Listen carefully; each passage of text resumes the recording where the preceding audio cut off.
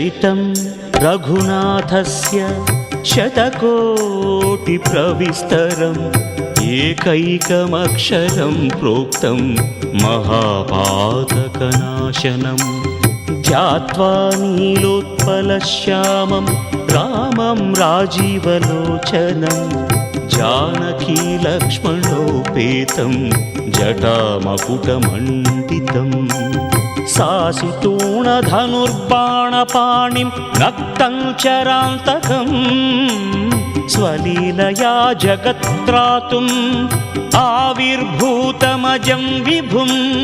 रामरक्षां पठेत् प्राज्ञः पापघ्निं सर्वकामदां शिरो मे राघवः पातु फालं दशरथात्मजः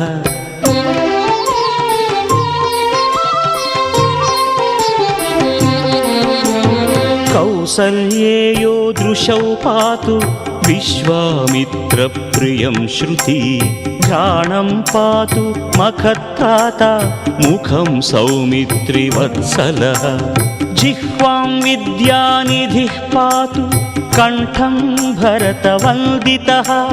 स्कन्दौ दिव्यायुधः पातु भुजौ भग्नेशकार्मुकः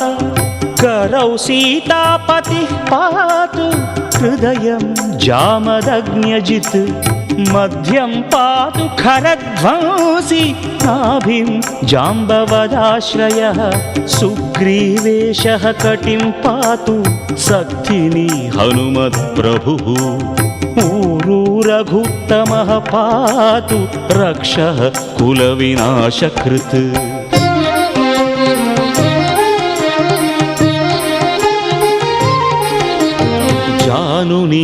जानुनीसेतुकृत्पातु जङ्घे दशमुखान्तकः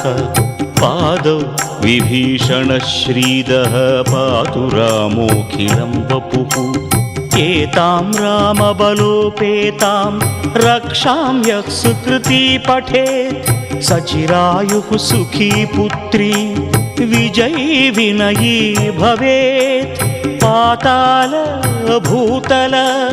व्योमचारिणः छद्मचारिणः न द्रष्टुमपि शक्तास्ते रक्षितं रामनामभिः रामेति रामभद्रेति रामचन्द्रेति वा स्मरन् नरो न लिप्यते पापैः भुक्तिं मुक्तिं च विन्दति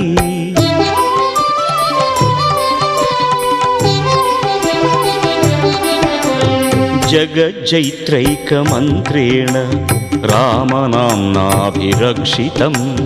यः कण्ठे धारयेत् तस्य करस्थाः सर्वसिद्धयः वज्रपञ्जरनामेदं यो रामकवचं स्मरेत् अव्याहताज्ञः सर्वत्र लभते जयमङ्गलम्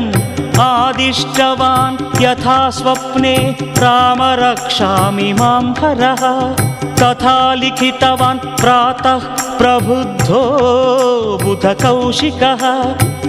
रामः कल्पवृक्षाणां विरामः सकलापदाम् अभिरामः त्रिलोकानां रामः श्रीमान् सनः प्रभुः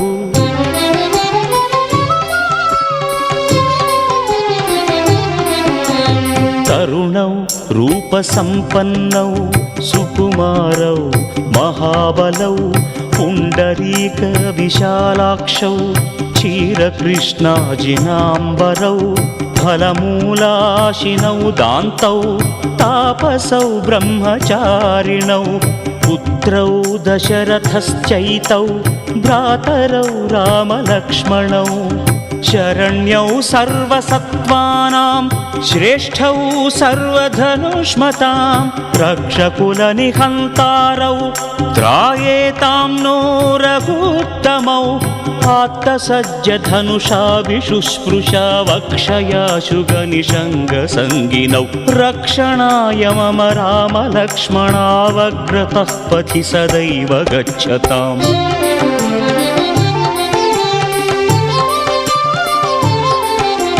सन्नद्ध सिद्धः कवची खड्गी चापबाणधरो युवा गच्छन्मनोरथन्नश्च रामः पातु स लक्ष्मणः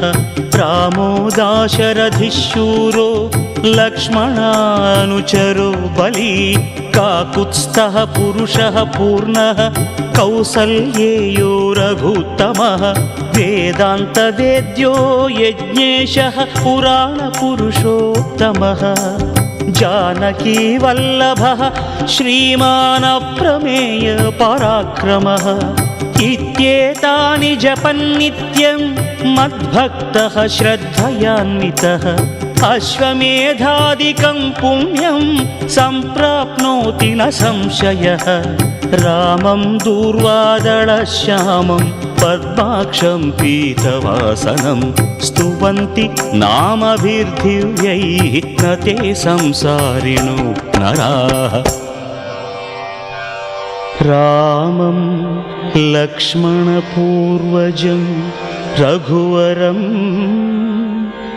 सीतापतिं सुन्दरं काकुत्स्थं करुणार्णवं गुणनिधिं विप्रप्रियं धार्मिकं राजेन्द्रं सत्यसन्धं दशरथतनयं श्यामलं शान्तमूर्तिं वन्दे लोकाभिरामं रघुकुलतिलकं राघवं रावणारिम्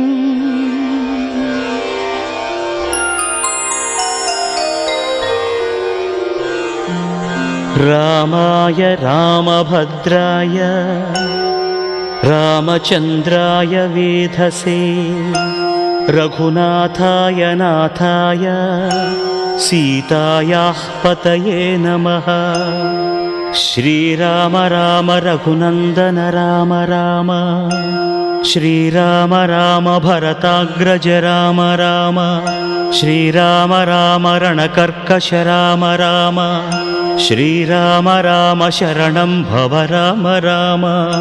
श्रीरामचन्द्रचरणौ मनसा स्मरामि श्रीरामचन्द्रचरणौ वचसा गृह्णामि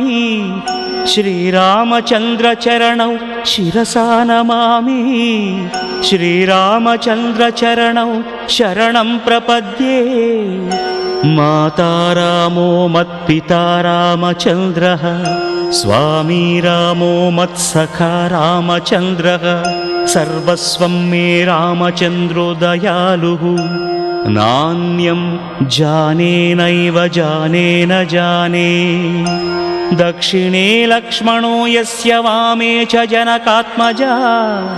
पुरतो मारुतिर्यस्य तं वन्दे रघुनन्दनं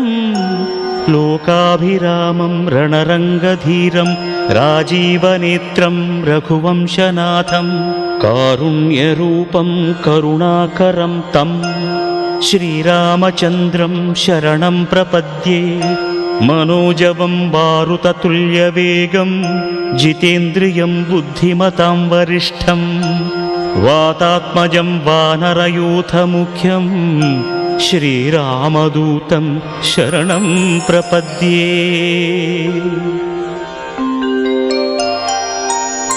कूजन्तं राम रामेति मधुरं मधुराक्षरम्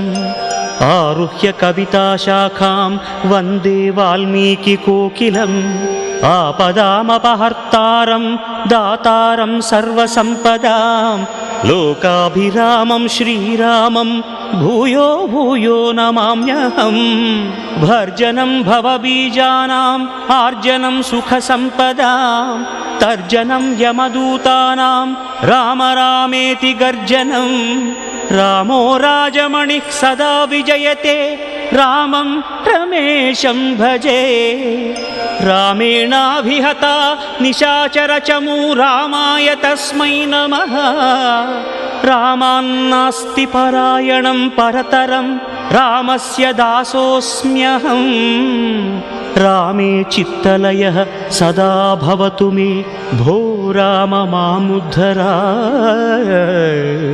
श्रीराम राम रामेति रमे रामे मनोरमे सहस्रनाम तत्तुल्यं रामनाम वरानने इति श्रीबुधकौशिकमुनिविरचितं श्रीरामरक्षास्तोत्रं सम्पूर्णम्।